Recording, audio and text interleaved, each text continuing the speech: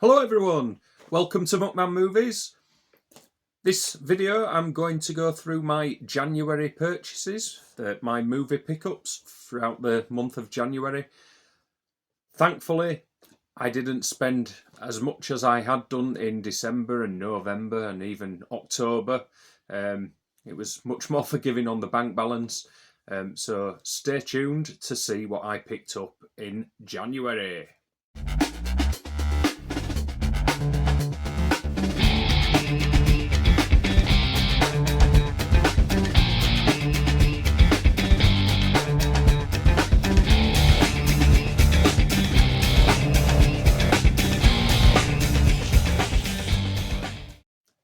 So let's get going with my January pickups, and we'll start with yet another Radiance release, and that is I, the Executioner.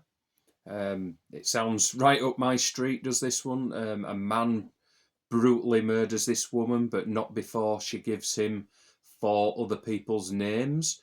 And it turns out, as the police are investigating, it turns out that the murders surround the case of a boy who'd committed suicide. So this is a film by Tai Kato, who was an apprentice of Akira Kurosawa as well. Akira Kurosawa is one of my favourite directors of all time, so this ticks all the right boxes for me. I, the Executioner. Next up is Past Lives by Celine Song. This is her debut feature-length film regarding 2 deeply connected children in South Korea, and I think she's called Nora. Nora emigrates to Canada, and then she ends up as an adult living in New York, and she rekindles her friendship with the young boy, who is now a man, obviously. It's very poignant. It's quite heart-rendering. I really enjoyed the cinematography in this. It's absolutely stunning.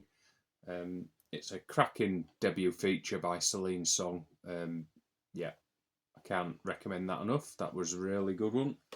Okay, so next up, some of you might turn your nose up at these titles, but I do own most of the Marvel Universe films, and I've not been a big fan of the Marvel films for a good couple of years now.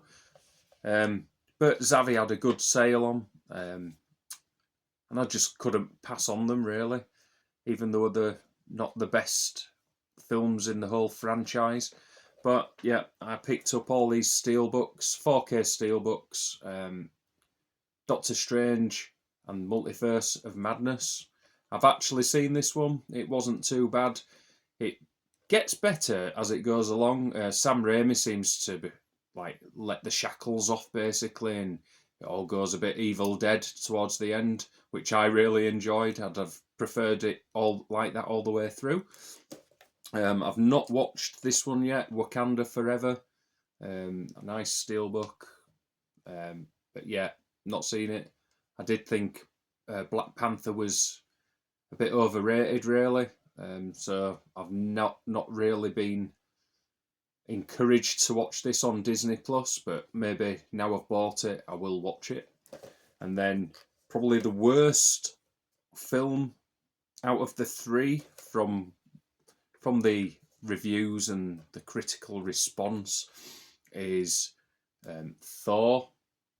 Which one's this one? Love and Thunder. Yeah, I ended up buying it because, I mean, all these titles were not much over a £10, basically. They were about £14. So I thought, Steelbooks, they'll hold the value. I'll watch them.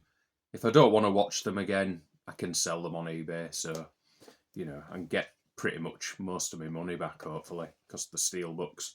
But yeah, too good of a offer to pass on, really. So that's those 3. And then I did the same again with Zavi's sale. Picked up the Halloween ones. I've got the first of the recent trilogy, Halloween, but then I've decided to pick up Halloween Kills and Halloween Ends. which I've still not watched yet. Let me know what they're like, what you think. I've heard they're not very good at all, but the Steelbooks and they hold the value, so I'll give them a watch. If I think I'll never watch them again, they'll be easy to get rid of on eBay, and I'll pretty much get my money back. So that's those two. And then I picked up M. Night Shyamalan's, or whatever, however you want to pronounce it, Shyamalan, that's the word, that's the surname. Yeah, I picked up Knock at the Cabin. Now, I thought there'd be a Blu-ray in this because my home theatre setup, it's not 4K. So I'm a bit disappointed there's no Blu-ray in this release. So I'll have to watch this downstairs on the TV. But yeah, I've heard some good reviews. I've seen some good reviews on Letterboxd and some decent comments about it. So I'll look forward to watching that one. And then finally, this is another Marvel. So I've upgraded my Deadpool 2 standard Blu-ray to this nice lenticular steelbook. Although it doesn't really move around too much. It's not the best lenticular. But again, this was like 11 quid.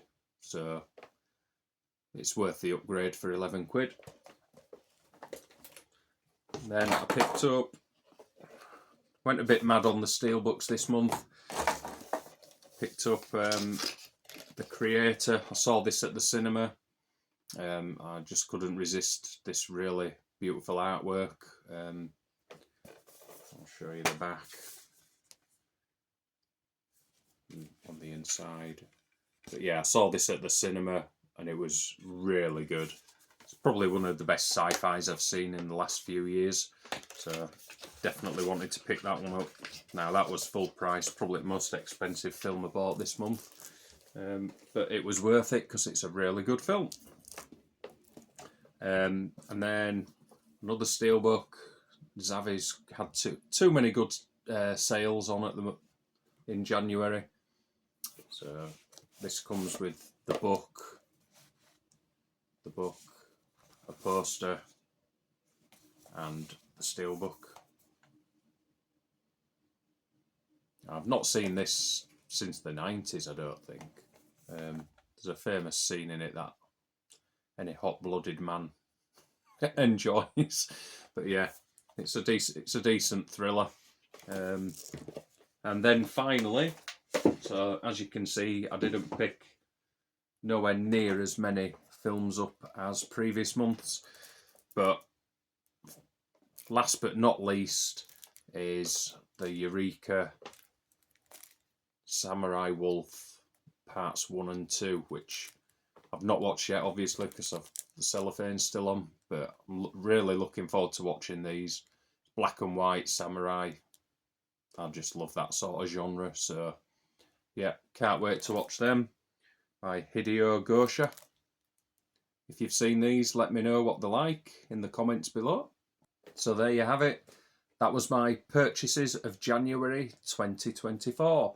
Let me know in the comments what you thought of my purchases. Have you seen any of these films? What did you think of them? Let me know in the comments. I always like to interact with my viewers. If you're not a subscriber, feel free to subscribe because there'll be plenty more of this content down the line.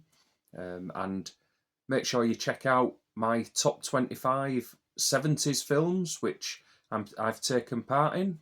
Make sure you check that video out. Tim Talks Talkies, he set the challenge. I think the beginning of March, he'll be doing a live video with some guests to go through the top 25 70s films throughout the movie community. So yeah, stay tuned for all that. Thanks for watching and goodbye.